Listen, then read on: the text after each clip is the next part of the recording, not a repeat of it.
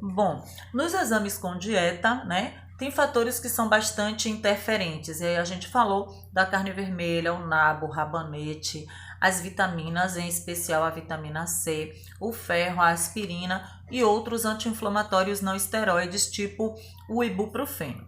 Então, esses medicamentos e a carne vermelha são os principais interferentes na realização do PSO, né? Na pesquisa de sangue oculto nas fezes. Estou sempre lembrando a sigla para vocês, tá? Para na hora que virem essa sigla por aí não ficar, que sigla é essa? Não sei o que é. Então é importante. Depois eu quero até mandar uma lista de siglas para vocês, para ficarem mais antenados com isso, tá bom?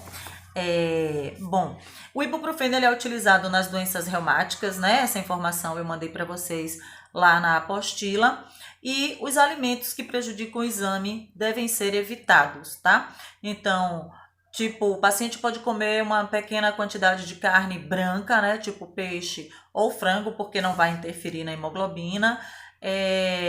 Enlatados, né? Pipoca, amendoim, farelos de cereais, trigo, aveia, podem ser consumidos livremente. Também os vegetais, né? Então, tem que ter consciência de quais são os exames que vão interferir. Espinafre, milho, as frutas, né? Ameixas e maçãs também podem ser consumidos livremente, tá? No exame sem dieta, que é o caso do imunocromatográfico, nesse aí a gente não precisa se preocupar com essas dietas, tá? Não tem dietas restritivas para o imunocromatográfico. E a pesquisa de sangue nas fezes, ela deve ser realizada tanto por homens quanto por mulheres a partir dos 40 anos, né? Caso tenha casos de doenças coloretal na família. Se não, como eu falei, 45, 50 anos, todas as mulheres, né, deveriam fazer ao menos uma vez no ano.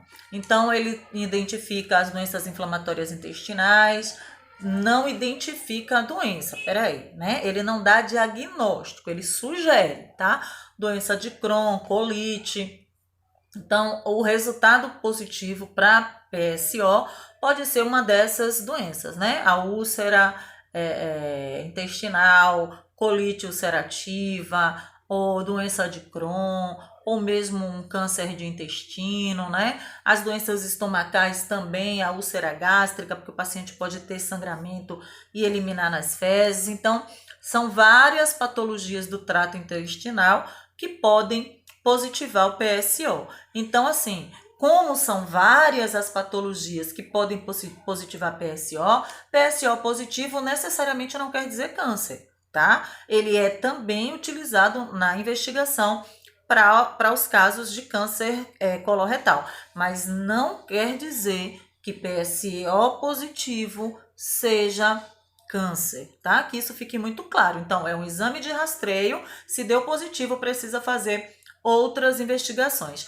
Ah, se precisa fazer outras investigações, por que não faz logo outras e faz primeiro ele? Porque ele é um exame barato, né? Então, se o PSO deu negativo, já se descarta as doenças coloretais. Não precisa, por exemplo, submeter o paciente a uma colonoscopia, que é um procedimento caro, é um procedimento mais invasivo. O paciente tem que tomar contraste, ou submeter o paciente a uma tomografia, uma ressonância, desnecessário, né? Ou uma ultrassom com Doppler para ver se tem algum vaso com sangramento e tal. Então, o PSO é feito exatamente porque ele é um exame barato, né? Então, assim, detectou a presença, opa, é um sinal de alerta. Mas pode ser que o paciente faça e dê negativo. Então, assim, descarta-se as doenças gastrointestinais, né, coloretais do paciente, e aí parte-se, então, para outras investigações, se houver necessidade, tá bom? O exame pode ser usado no controle das doenças inflamatórias intestinais, né, nas possibilidades de alergia à proteína, né, como os pacientes que têm intolerância à lactose também, né, porque eles vão ter processos diarreicos, irritação da camada gastrointestinal, e isso pode provocar algum tipo de sangramento ou inflamação do intestino grosso, né? Ele não é usado, olha isso, tá lá na apostila, ele não é usado para diagnóstico de doenças que acometem a parte alta do intestino ou do estômago. Ele é utilizado apenas para as doenças a partir do estômago, tá? Do intestino e não estômago, intestino, tá? Mas aí, como eu falei, que se o paciente tiver uma úlcera gástrica, ele pode sangrar e esse sangramento vai aparecer nas fezes.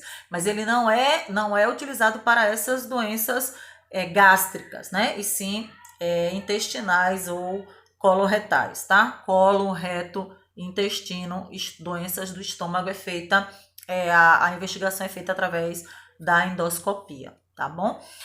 O exame não deve ser colhido durante após 3 dias do período menstrual. Então, se menstruou, tem que esperar passar os 3 dias da menstruação para poder, após a suspensão da menstruação, para poder coletar o exame, né? Coletar as fezes para o exame. Ou se o paciente estiver apresentando sangramento por conta de hemorroidas ou presença de sangue na urina.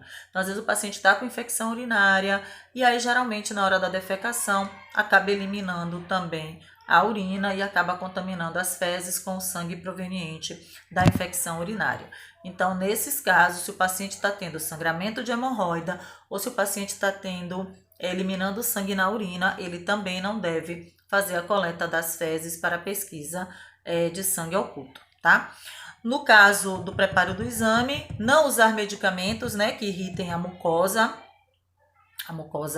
do intestino, a mucosa gástrica intestinal, né, como o ácido acetil salicílico, os anti-inflamatórios, né, como já citados. Se utilizar algum desses medicamentos, às vezes o paciente não pode suspender a medicação por vários fatores, né? Então, que é inerente a cada um. Então, por vários fatores, o paciente não pode suspender a medicação. Então, ele precisa comunicar ao laboratório: olha, eu fiz uso de tal medicamento, assim, porque eu não podia suspender. O ideal é que suspenda, né? Então, como eu já falei anteriormente, é preciso ir ao laboratório para poder pegar a orientação adequada, né? E poder, então, fazer a coleta de material de forma correta para evitar resultados falsos positivos, porque aí também você confunde a cabeça do médico, né? Então, o médico fica sem saber o que fazer com o paciente. Então, as medicações que forem pedidas pelo laboratório para suspender, ou suspende ou aguarda um tempo para fazer. Caso ele realmente não possa suspender a medicação, é preciso comunicar ao laboratório, tá? Evitar sangramento gengival, principalmente durante a escovação dos dentes, o uso de palitos, né? E se isso ocorrer, também precisa informar o laboratório. Porque às vezes ele sangrou hoje, mas ele vai eliminar esse sangue nas fezes amanhã, tá? Ele sangrou hoje, mas não defecou hoje, ou hoje não é o dia de coletar o material, mas amanhã ele vai liberar esse sangue através das fezes no dia seguinte. Então, avisa ao laboratório: durante o período da coleta eu tive um sangramento gengival, né? Para que o laboratório esteja ciente disso. Claro que vai ter uma quantidade de sangue que a gente pode dizer se foi um sangramento gengival ou se foi um sangramento coloretal. Então, mas é preciso que o laboratório esteja informado. Até porque, como ele vai fazer 3 amostras, né? Ele sangrou hoje, a amostra de ontem apareceu sangue, então tem alguma coisa que está errada, né? Então, assim, se ele sangrou hoje e ele coletou amanhã, claro, vai aparecer, a gente vai entender que esse sangue pode ser gengival. Mas a primeira amostra, que foi do dia anterior ao sangramento, não apareceu, a terceira amostra não apareceu. Então, a gente descarta o PSO. A gente não vai dizer que ele deu positivo, né? Porque a primeira amostra deu negativa, a terceira deu negativa, a segunda, por conta do sangramento gengival, acabou dando positivo. Então, essas informações são muito importantes para o laboratório, tá? É muito importante. E a gente, como técnico de laboratório, tem que perguntar ao paciente, porque às vezes o paciente chega e entrega as fezes lá, é só para entregar as fezes, chega lá, entrega as fezes e vai embora. Então, a gente precisa ter consciência disso. Perguntar ao paciente se ele fez dieta, se for, né, no caso de dieta, se ele fez a dieta, o que ele comeu, até que horas ele comeu, né, teve algum tipo de sangramento que o senhor acha importante relatar, deixar o paciente à vontade para ele falar para a gente como é que está a rotina dele e para a gente também não receber uma amostra que vai ser invalidada, tá? Então, a gente precisa ter todo esse cuidado com o paciente e com o material biológico que a gente está trabalhando, tá? Com relação à dieta, a gente já falou. Então, no geral, a dieta é solicitada por conta do método usado, né, por cada laboratório. Então, o laboratório é que vai decidir se pede dieta ou não. Dependendo do laboratório, o método usado não consegue fazer a distinção de sangue humano e sangue de outros animais. Por isso, a dieta restritiva nesses laboratórios que não conseguem fazer a distinção por conta do método que ele utiliza, tá? Então, se eu não sei, o método que eu vou utilizar é um método comum, que não vai me dizer se aquele sangue é de animal ou humano, então eu vou pedir que o paciente faça a restrição da carne vermelha, por exemplo, ok? Então, o risco dos alimentos proibidos, né, interferirem no diagnóstico é muito grande. Então, é preciso realmente. E eles reagem também com os produtos químicos, né? Então, eles acabam dando resultados falso positivo. O laboratório irá fornecer os coletores apropriados, né? Alguns laboratórios, outros não, pede para o paciente comprar os coletores e aí eles orientam, tá? O tipo de frasco. A amostra tem que ser coletada de forma correta, fechar o coletor direitinho, tá? E deve ser levado para o laboratório o quanto antes, né? A amostra a fresco. Se ele precisar ficar na geladeira, ele deve ficar em temperatura baixa de 5 a 10 graus e ir para o laboratório o quanto antes, né? Assim que possível. No mínimo de tempo possível, né? No máximo 14 horas. Ou seja, eu posso coletar à noite e até levar no outro dia de manhã. Tipo, só consegui coletar a minha amostra às 8 horas da noite. Então, amanhã, no máximo até às 10, eu tenho que levar para o laboratório. Porque eu só consegui coletar à tarde, então eu tenho que levar mais cedo, tá? Se for posto de coleta, melhor não, porque no posto de coleta ele ainda vai ficar lá mais um tempo para depois, então, ir para o laboratório. Ok, gente? Então, isso é extremamente importante ter todos esses cuidados na hora da coleta do material.